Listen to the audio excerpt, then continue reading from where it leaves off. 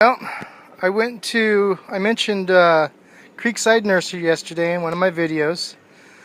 This is the other stuff that I bought from them. I got some dill fern leaf, which is just, I want that for pickling. I'm going to pickle some cucumbers this year. I'm going to use the dill in it. And I got one of my favorites, and I tried to grow these last year, and I got a few peppers off of them. Not very many, and then it got too hot, and then I didn't take care of them, and I ended up throwing them out. I didn't even do anything with them. But anyways, I got some Italian pepperoncinis, my favorite. And then I've got 6 of the Anaheims, or poblanos. These are the Anaheim chilies. And then I have 6 of the, well, I guess I don't have 6, just 5. And I have 5 of the poblano peppers. So I'm going to go plant those. See how they do.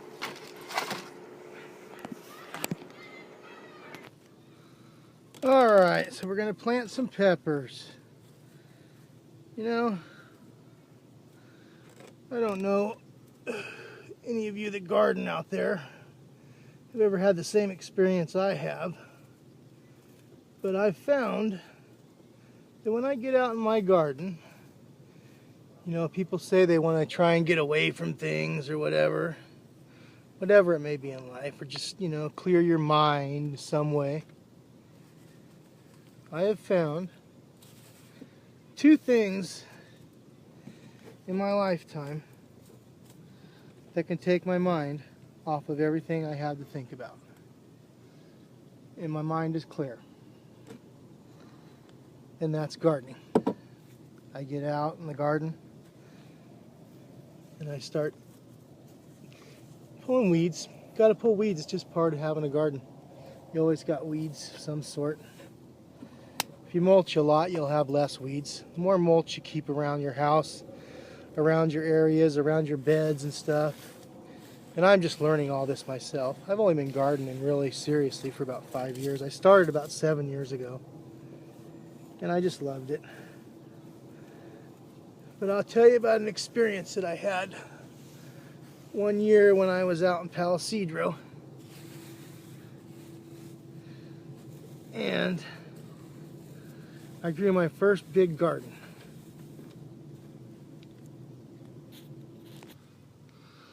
So anyways, got the corn. The story about my first garden, well, actually it was the second year I grew a garden. And I grew this garden. The first year I went to, you know, like Orchard or wherever, you know, and I bought seeds. But the next year, by then, I'd done a little bit of reading and a little bit of research. And I'd learned, you know, about, you know, what you needed to grow, you know, fertilizer, you know, and then you hear about Miracle Grow, and then the more you get into it, you find out you want to do organic, you know, you don't want to use chemicals. And so anyway, already by the second year, I'd pretty much already figured all that stuff out. So that next year, you know, I ordered some kelp and some hydrolyzed fish emulsion, you know, and I fed that to all my plants, and I, you know, made a regular schedule, and I had my corn at the front of my garden, and the only way you could get into the garden was through the corn. And so every day, once the garden got to the point where the corn was tall enough, you had to walk through it. And anyways, each day I'd walk through it. It was interesting. I started to have a relationship with this corn.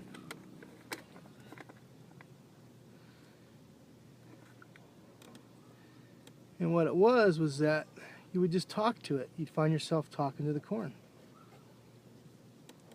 And not even, you sometimes just thinking about the corn. Not even talking to it.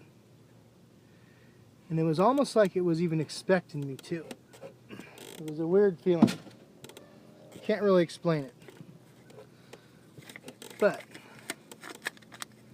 there was definitely a relationship between me and the corn. I loved the corn. The corn loved me. It was very interesting. And I've never forgotten that year, and that's what got me really, truly hooked on gardening. That year I had such a bountiful garden. It was just such a full, beautiful garden. Had just everything in it. I had, you know, but the corn was just one of those things, and I didn't get a lot of corn out of it. I got more enjoyment out of the corn just being there, having to go through it into my garden. You know, I had to pass through the corn every day.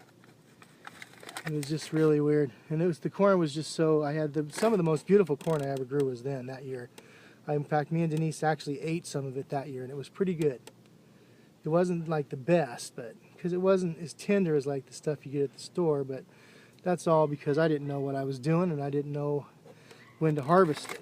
And I waited probably a little too long, and it got tough. But anyways, and I've heard other people say the same thing about the corn. Anyways, so corn is pretty cool. Corn is an interesting thing. I read about corn is that you can get, just from one ear, you can get 500 ears. One ear will reproduce 500 ears. Isn't that amazing? Seeds are like that. Tell you a little thing about compost that I learned, and I'd actually heard this and not done it. Was that you don't put seeds in your compost. Put tomato seeds, I don't care, any kind of seeds. This last year, I had, let me see if I can adjust this up so you can actually see what I'm doing here, maybe. I don't know, maybe. There we go. Anyways, what was I saying? Oh, about putting seeds in your compost. Don't put any kind of seeds in your compost. I don't care what kind of seeds they are. Because every time you go to use that compost, those seeds are going to come out in your garden. That's the main reason. You know, and you'll just have tons of them. And I'll tell you a perfect example. This last year, I planted tomatillos. And I had a lot of tomatillos. Because I just had them and I planted a whole fence of them. And at the end of the year, I just let them go. And of course, they came up free will the next, you know, as soon as it got hot, you know, and there was enough, you know, moisture in the ground, they popped. And they were everywhere. But anyways, I was putting them in my worm compost. I threw a bunch of them that went bad on me. I left them in the freezer too long. And oh, that's right, our freezer went out. I forgot about that. We had to have a guy come fix it. But anyways, I put that compost out, and I'm telling you what a mess. Everywhere I use that compost, I mean, it's great compost. Everything loved it. But I'm telling you what, I had tomato seeds coming up. I had tomatilli seeds coming up. I had squash seeds coming up. I had pumpkin seeds coming up. I had every kind of seed from everything that I made come up in my garden. It's everywhere. So don't put seeds in your compost.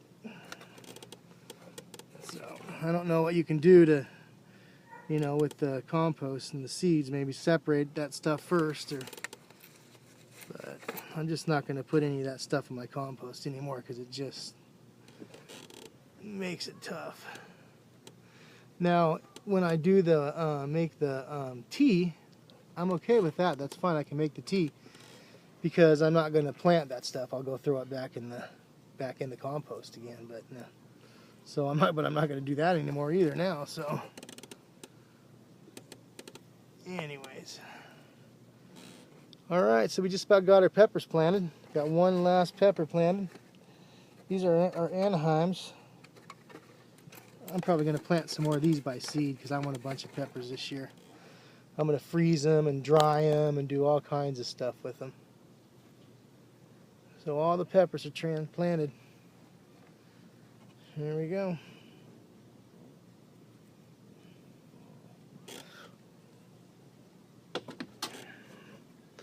All right, this is 100 days of planting. Oh, let's see, wait a minute, I was going to plant something else too. I still had some other peppers.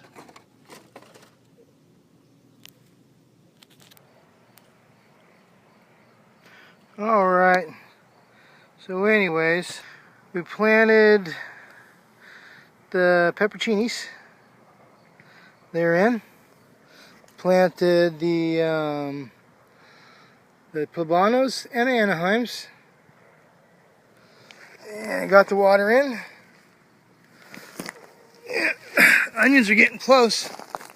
There's the onions. Look at them. They're almost completely full. Now they got seed. These all have seed in them now. Hey, bud. Oh, look at, there's some bees out. Seriously, I've been waiting for bees. I'm not kidding you. I've been like, where are they? Where are they? Because normally I have tons of them. And there's just hardly any. But anyways, I just saw some, but they just don't look right. Look at this bee. They just don't look right. Something is wrong with them.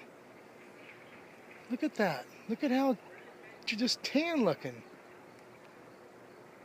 They don't have any other dark markings like they normally do. Normally, usually very distinct markings on their abdomen. They just look really pale. Not robust. Now this one looks a little bit better. He looks fairly healthy.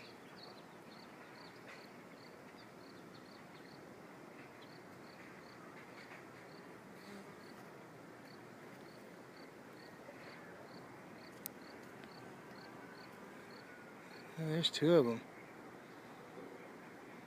They're going down.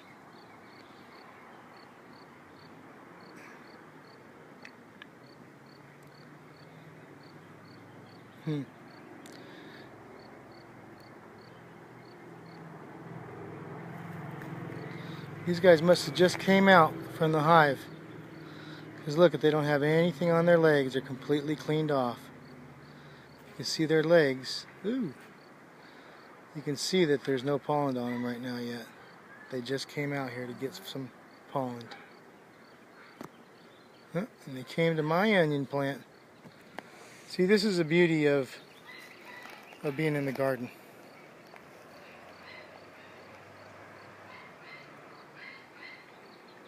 And I'm telling you what, if they don't stop these chemtrails, you're not going to be able to grow any gardens. And that's no shit. Anyways, I planted the dill over here.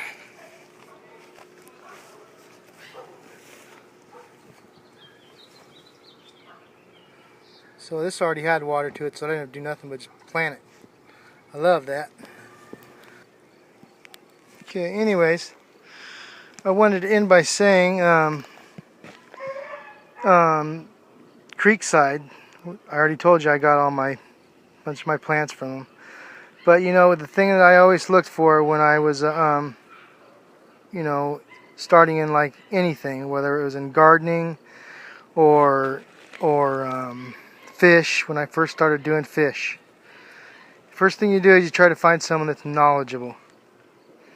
And these people have a lot of knowledge, and they're really, really nice and want to take time with you. And that's what you want to look for.